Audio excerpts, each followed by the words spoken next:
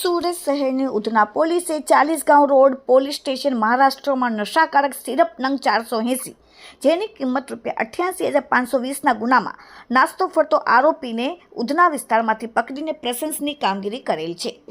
Surat police કમિશનરે NDPSના ગુનાઓમાં નાસ્તા ફરતા આરોપીઓને પકડી પાડવા માટે સૂચના આપેલ હતી।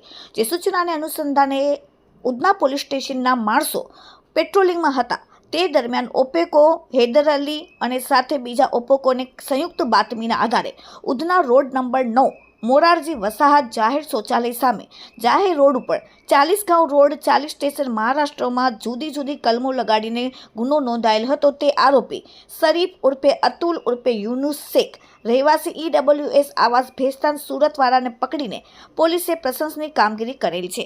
આરોપી મહારાષ્ટ્રના નશાકારક સિરપ નંગ 480 જેની કિંમત ₹88,520ના ગુનામાં નાસ્તો ફરતો હતો અને આજે સુરત ખાતેથી ઉધના પોલીસે પકડી પાડ્યો। Bureau report, daily India TV, Surat.